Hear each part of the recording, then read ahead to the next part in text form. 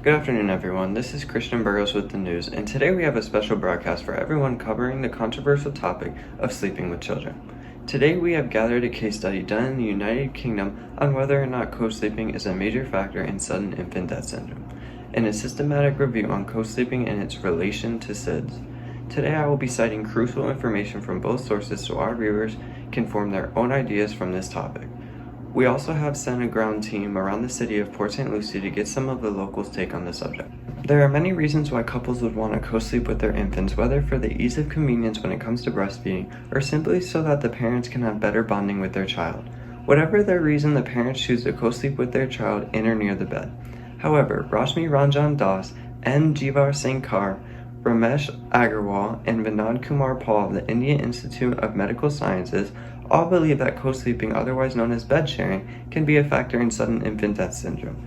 In order to find if there were any correlation between bed sharing and SIDS, the team went and analyzed 9,013 and found that 21 were eligible for inclusion in the review of 15 of the 21 articles had enough data for a quantitative analysis. Unfortunately, due to the articles being based on observational studies, the quality of the evidence was found to be low. Rashmi and his team found that breastfeeding was one of the most prominent reasons on why the parents were bed sharing with infants. One interesting note, the AAP Task Force on SIDS, who recommends that bed sharing should be avoided when the infant is younger than 3 months, irrespective of parent smoking status.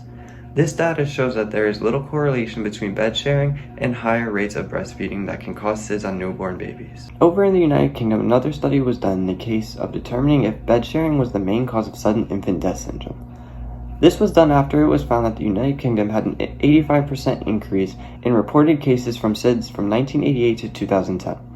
This dramatic change was brought by the Back to Sleep campaign introduced in 1991 and advised parents in the UK to stop placing their children in the prone position when they put their child to sleep. 2 studies were conducted during this time.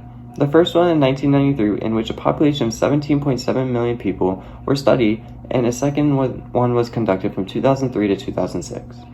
The way the study was conducted was that bereaved families were visited within 2 days of the death for a narrative account and again within 2 weeks to complete the questionnaire. 4 controls for each case were selected. The health visitor for the infant who died was asked to identify 2 babies on their case list born in the 2 weeks before the index baby and 2 babies born in the 2 weeks after the index baby. The interviewer visited each control family within a week of the index death to collect the same data as for the index case. A period of sleep was identified in the control infant's life in the 24 hours before the interview, corresponding to the time of the day which the index baby had died. Of the 405 SIDS infants and 1387 controls in the 2 studies they had data on, the sleep environment in which the infant was found for 400 SIDS infants and 1,386 controls. Over a third of SIDS infants were found co-sleeping with an adult at the time of death, compared to 15% of their controls after reference sleep. The overall risk of SIDS for infants who co-slept was more than 3-fold and almost 4-fold when adjusted for other factors associated with SIDS. All in all, there was no significantly increased risk for SIDS associated with bed sharing in the absence of sofa sharing, alcohol consumption, and smoking.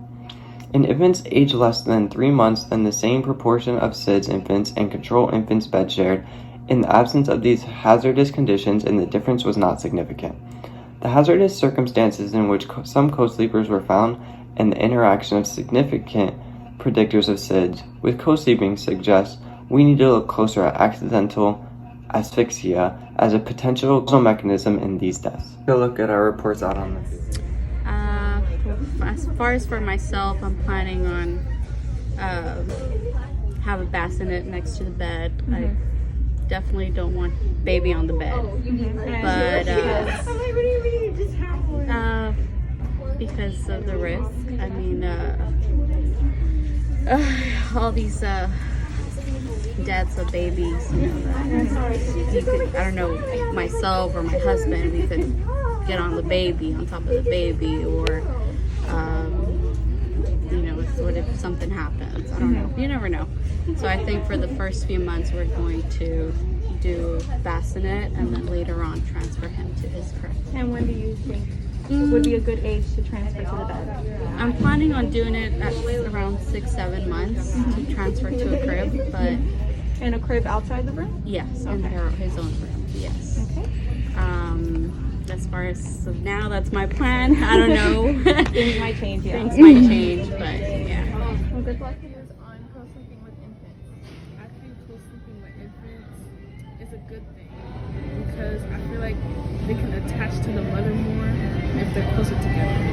And when do you think the infant should go into their own room? I think the kids have their own room when they're like 6 to understand, like, you know, what to do. Like to have their own little kid bed and everything. Because if you're like months old and you have your own room, what if something happens? You know, you can't run and stuff like that. So, Yeah. So 6 years old. Okay. So 6, you go in your own room. Before that, you're staying with the parents to like, just in case of an emergency. Okay. We're Thank here you. in Okeechobee. This is Amber Craig.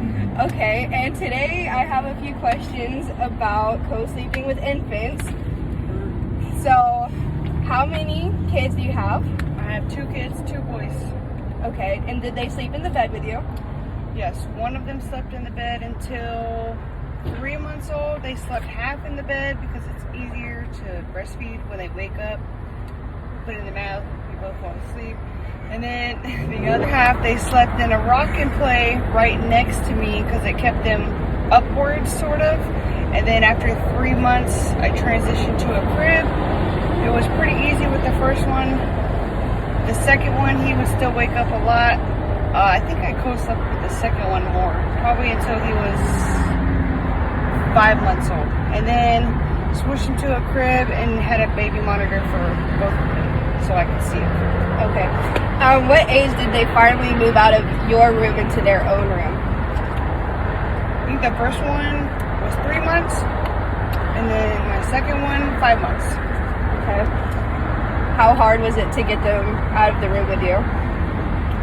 First one was pretty simple. My second one was a bit of a titty baby.